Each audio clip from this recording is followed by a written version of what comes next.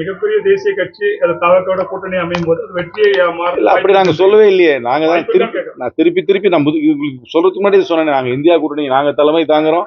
Dravida Munnetra Kazhagam India கூட்டணியில் இருக்கு. தமிழ்நாட்டில் திராவிட முன்னேற்ற கழகம் இந்தியா கூட்டணிக்கு தலைமை தாங்குது. அந்த கூட்டணியில் இருக்குன்னு சொல்றது அதுல வேற எந்த ஸ்பெகுலேஷனுக்கும் இடம் கிடையாது. இந்த தேர்தலை பொறுத்த வரைக்கும் உங்களுக்கு அனுப்பக்கூடிய தாவேக்கா எத்தனாவது இடம் பிடிக்கணும்? இது என்ன ஒலிம்பிக்ஸ்ல இல்ல gold medal, silver medal, bronze medal கொடுக்கறதுக்கெல்லாம் வழி கிடையாது. யார் தொகுதியில கூட ஓட்டு வாங்குறாங்களோ அவங்க தான் சீட்டு வாங்கிட்டு சட்டமன்றத்துக்கு போவாங்க. அந்த வகையில பார்க்கும் பொழுது நீங்க கடந்த கால சரித்திரத்தை பார்த்தீங்கன்னா கணிசமான வாக்கு வாங்கினாலும் அது சீட்டா மாறாது. ஏன்னா அது ஃபர்ஸ்ட் பாஸ்ட் போஸ்ட் சிஸ்டத்துல சீட்டா மாறாது. விஜயகாந்த் தனியா நிற்கும் போது ஒரு ஓட்டு வாங்கி வந்துச்சு அவருக்கு, ஆனா சீட்டா மாறல. அதே மாதிரிதான் சிரஞ்சீவிக்கு ஒரு ஓட்டு வந்துச்சு, ஆனா சீட்டா மாறல. சீட் கன்வர்ஷன்ன்றது வேற. ஏன்னா இந்த ஃபர்ஸ்ட் பாஸ்ட் போஸ்ட் சிஸ்டம்ல அது ஒரு காம்ப்ளிகேஷன் இருக்கு. வாக்கு வங்கி இருந்தாலும் அது சீட்டா மாறாது. அந்த மாதிரி வாக்கு வாங்குவாங்க. அதுக்கப்புறம் அவங்களுடைய நடத்தை, அப்புறம் அவங்க தொடர்ந்து அரசியல் கட்சியாக எப்படி அவங்க உருவெடுக்கிறாங்க, கமாண்ட் அண்ட் கண்ட்ரோல் ஸ்ட்ரக்சர்ஸ் எல்லாம் உருவாக்குறாங்களா, தேர்தல் இல்லாத நேரத்தில் அவர்களுடைய செயல்பாடு எப்படி இருக்குன்றதா ரியல் டெஸ்ட் ஒரு அரசியல் கட்சிக்கு எலெக்ஷன் மட்டும் டெஸ்டே கிடையாது. இன்ஃபேக்ட் தேர்தல் இல்லாத நேரத்தில் அந்த அரசியல் கட்சி எப்படி செயல்படுதுதான் ரியல் டெஸ்ட். அது போக போக தான் சொல்ல முடியும்.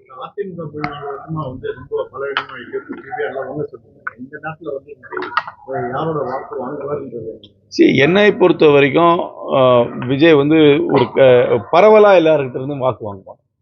ஃபர்ஸ்ட் டைம் ஓட்டர், கொஞ்சம் அரசியல் மீது கொஞ்சம் ஆர்வம் இல்லாமல் இருக்கும் ஒரு இளைஞர் பட்டாளம், அவருடைய சினிமா மோகத்தால் ஈர்க்கப்படுகின்றவர்கள், ஒரு ஆழ்ந்த சித்தாந்த ரீதியாக செயல்படாம எந்த ஒரு ஐடியாலஜிக்கல் மூவிங்ஸும் இல்லாம ரொம்ப ஒரு பொலிட்டிக்கலா இருக்கிற டீப்பா பொலிட்டிக்கல் ஐடியாலஜிக்குள்ள போனவங்க அந்த பக்கம் போறதுக்கு வாய்ப்பு கம்மி. ஐடியாலஜி இல்லாம ரொம்ப ஒரு சூப்பர் ஃப்ளூவஸா ஒரு ஜென்ரலா இருக்கிறவங்க, அதுவும் ஃபர்ஸ்ட் டைம் ஓட்டர்ஸ், ஒரு டீப் பொலிட்டிக்கல் அட்டாச்மெண்ட், அரசியலை பற்றி சித்தாந்தத்தை பற்றி அதிக ஒரு பற்று இல்லாமல் இருக்கக்கூடியவர்களோட வாக்கு போகலாம். அது எல்லாம் பரவலா போறதுக்கு வாய்ப்பு இருக்கு. தெரியல அவங்க எதுக்கு எதுக்கு எந்த காரணத்துக்காக அவங்க திட்டான்னு அவங்கள தானே போய் கேட்கணும். அவங்க எதுக்கு கடுமையான வார்த்தையில ஒருத்தர் பேசுறாங்க எனக்கு தெரியல. பேசுவாங்க. அவங்க ஒரு அணி அமைச்சிருக்காங்க. அந்த அணியை நான் குறைச்சி மதிப்பிடலை. அதிமுக ஒரு பெரிய கட்சி, ரெட்டலைன்றது ஒரு பவர்ஃபுல் சிம்பிள். அதை நான் குறைச்சி மதிப்பிடவே மாட்டேன். அதுக்கப்புறம் அவங்க பாமக கூட கூட்டணி வச்சிருக்காங்க, பாஜகவுக்கு வச்சிருக்காங்க. பாஜகவுக்கு பெரிய வாக்கு வங்கி இல்லாட்டி அது ஒரு தேசிய கட்சி, அதுக்குன்னு ஒரு சின்ன வாக்கு வங்கி இருக்கு. அது பாஜக சேர்றதுனால ஒரு டிஸ்அட்வான்டேஜ் இருக்கு. வாடிக்கையாக வாக்களிக்கிற சிலர் பாஜக கூட்டணியில் இருக்கிறதுனால அந்த கூட்டணிக்கு வாக்களிக்காம போகலாம். புதிதாக 2-3 கட்சியெல்லாம் சேர்க்கலாம். அவங்க கட்சியில இருந்து பிரிஞ்சு போன 2-3 அணிகளை சேர்த்திருக்காங்க. அதனால நான் அதிமுகவையும் நான் குறைச்சி மதிப்பிடவே இல்லை. இந்த தேர்தல் என்னை பொறுத்த வரைக்கும் ஒரு ஒரு போட்டியான தேர்தல் தான் இருக்கும். ஆனால் இந்தியா கூட்டணி, ஒற்றுமையான இந்தியா கூட்டணி வெற்றி பெறும் என்றுதான் நான் நம்புகிறேன். விஜயோட அந்த தவக வாக்கு கணிசமா வாக்கு வாங்குவான்னு சொல்றீங்க, அது உங்க அணியை பாதிக்குமா? அதிமுக தொகுதிக்கு தொகுதி ஒரு வாக்குன்றது வெறும் கட்சிக்கு மட்டும் இல்லை, அங்க வேட்பாளரை யாரா போடுறாங்கன்றதும் கன்சிடர் பண்ணி தான் போறோம்.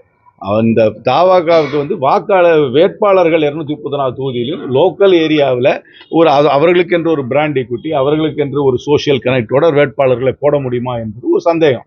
அந்த வேட்பாளர்களை போடும்போது அந்த வேட்பாளர்கள் லோக்கல் ஏரியாவில் அவர்கள் கட்சிக்கு இயல்பா வருகின்ற வாக்குகளை தாண்டி வாக்குகள் வாங்க முடிகிறதா, இல்லை இயல்பா வர வாக்கையே குறைக்கிறாங்களான்றது அது வேட்பாளரை பொறுத்து தான் இருக்கு. அதனால வேட்பாளரை பொறுத்து தான் அது சொல்ல முடியும். ஒரு இடத்துல நகர்ப்புறத்துல ஒரு மாதிரி இருக்கும், கிராமப்புறத்துல ஒரு மாதிரி இருக்கும். என்னுடைய பயணத்துல நான் பார்த்திருக்கேன், இவருக்கு ஆதரவா இருப்பவர்கள் கொஞ்சம் நகர்ப்புறத்தை சார்ந்து இருக்கிற இடத்துல கொஞ்சம் இருக்கிறாங்க. கிராமப்புறத்துக்கு போக போக குறைஞ்சிக்கிட்டே இருக்கு. யாருக்கு பாதிக்கும்? எல்லாருடைய ஓட்டையும் தான் எடுப்பேன். செக்குலரா எல்லாரும் ஓட்டும் போகும். எல்லாரோட்டும் தான் சொன்னேன். இந்த ஒரு முதல் முறையாக வாக்களிப்பவர்கள், ஒரு ஆழமாக ஒரு சித்தாந்த ரீதியாக எந்த ஒரு பற்றும் இல்லாதவர்கள், ஒரு சினிமா மோகம் இருக்கக்கூடியவர்கள் போகலாம். அந்த மாதிரி வாக்கு போகலாம். கொஞ்சம் எல்லா ஓட்டும் கொஞ்சம் சிதறதுக்கு வாய்ப்பு இருக்கு. அந்த போடுற வேட்பாளரை பொறுத்து அந்த வேட்பாளர் அந்த இயல்பா அந்த கட்சிக்கு வர வாக்கை தாண்டி அவரால் கொஞ்சம் வாக்குகள் பெற முடிகிறதா, இல்ல இயல்பா வர வாக்கையே குறைக்கிறாரன்றதை பொறுத்து பார்க்கணும். திமுக பாமக அடிக்கிறாங்க, அது ஒரு தலைவர்கள் அடிக்காதீங்க அப்படின்னு எரிச்சல் ஆகுறாங்க. என்ன நாங்க கையை அசைச்சாக கையை அசைக்காதுன்னு சொல்லிடுவீங்க போல இருக்கு. மிசில் அடிச்சு அடிச்சுட்டு போறாங்க, நாங்க கையை அசைச்சுட்டு போயிட்டே இருக்க போறோம், அவ்வளவுதானே. பெரும்பாலான இடங்கள்ல பெரும்பாலான இடங்கள்ல வந்து அந்த சிறுபான்மையில் ஓட்டு வந்து தாவாக்காக போக வாய்ப்பு இருக்கு. அதனால திமுக கூட்டணி இவ்வளவு டீட்டெயில்டான செஃபாலஜியா பண்ண முடியாது. அதான் சொன்னேன், வாக்குகள் சிதறலாம், எல்லார்கிட்ட கொஞ்சம் கொஞ்சம் போகலாம். ஆனா அவர்களுக்கு கிடைக்கிற வாக்கே சீட்டா மாறாது. அது அவங்க போடுற தான் சொன்னேன், ஒரு வாக்கு வந்து ஒரு ஆதரவு வந்து வாக்கா மாறி வாக்கு வந்து வெற்றியா மாறுறதுக்கு நிறைய ஃபேக்டர்ஸ் இருக்கு. அந்த ஃபேக்டர்ஸ்லாம் இருக்கா இல்லையான்னு பார்த்து தான் முடிவு பண்ணுவோம். Okay, thank you.